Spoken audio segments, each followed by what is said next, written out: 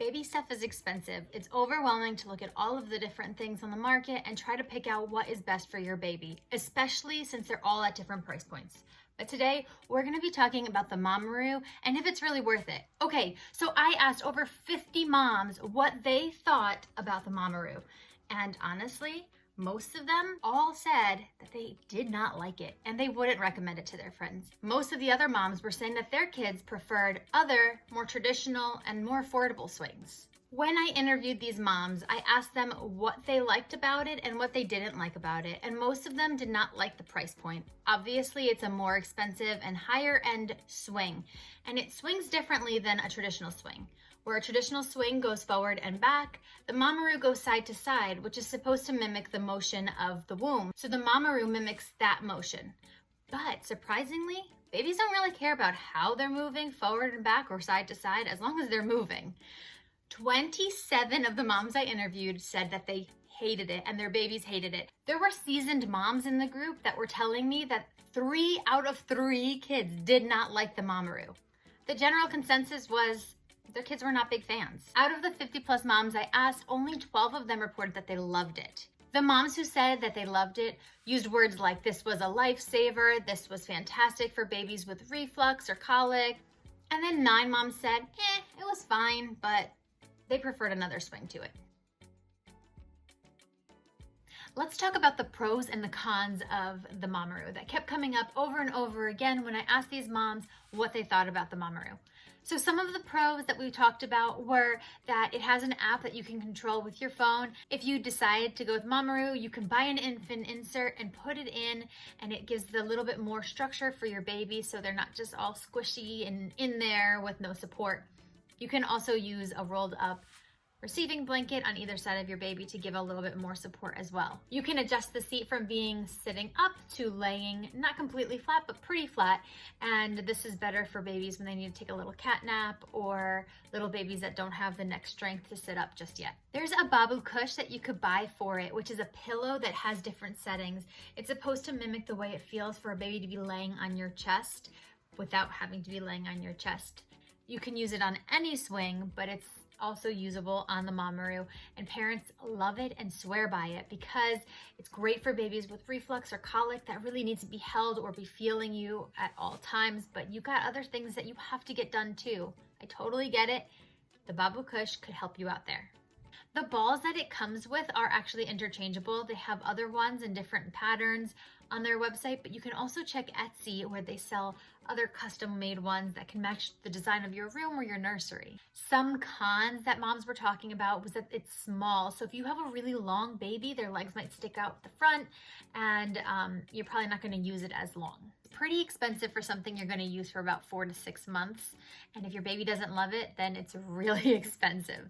If you're looking for something that's really easy to move from room to room, like some of the more traditional swings, this is definitely not it. It's heavy and it's kind of bulky. It looks small in size, but once you put it somewhere, you want to leave it there because it does have a pretty heavy base and there's a lot of mechanics in there. So you don't want to be moving this from room to room.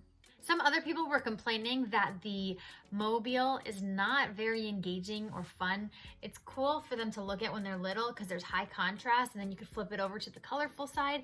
But once your baby starts to use their hands, they're not really stimulated by that. So you can attach your own baby clips, some toys on there that you already have. That's what I did. But it would be nice to have something that either rotated or moved or have at least an option to buy that. And it's not for all babies. While some babies love it, other babies will hate it. And you're gonna find that's the case with literally everything from baby wearers to swings to bassinets. So unfortunately, it's not a cookie cutter answer. I can't tell you that your baby's going to love it or they're going to hate it. I can just give you as much information as I have, which is 50 moms worth of feedback. I hope that's helpful for you. And if you decide that you do not want the MAMAROO, let's check out some other options that other moms who have the MAMAROO but decided to go with a more traditional swing, which one did they pick? Okay, so what are moms recommending instead? The top 2 options that were recommended instead of the MAMAROO were the Fisher-Price Puppy Swing, which retails for about $135. It has more settings, it has a mobile that moves, and the other one was the Graco swing, and those range in prices all the way from $75 to over $150. Okay, so those are the top 2 swings that I would recommend trying before you try the MAMAROO. And if you do still want the MAMAROO, there are some people who think it's a lifesaver and were absolutely blown away by it and would recommend it. Me personally, I tried it with 2 kids. Both of them were they liked it, but they liked a traditional swing just as much. So I'm gonna tell you to save your money, buy something more affordable. And then if you do feel like buying the MAMAROO or trying something different, you can buy it secondhand on Marketplace or at a store like Cottontails or some sort of a child's consignment shop. They have them all the time for pretty affordable. And since they do have such a short lifespan, you're not gonna use them for so long with your family. They tend to be usually pretty decently clean. And you can remove the seat and all of the stuff that the baby touches and wash it. So cleaning them, sanitizing them, super easy, and then washing them, making them look brand new, it's pretty simple to do. Each child is different and each family is different, so the MAMAROO might be a lifesaver for you. If you bought it and it's time for you to put it together, I've got a video on how to do that, and I even go through the different settings. And when it's time to retire the MAMAROO because baby's getting big, you can check out this video on how to disassemble it and rebox it for next time.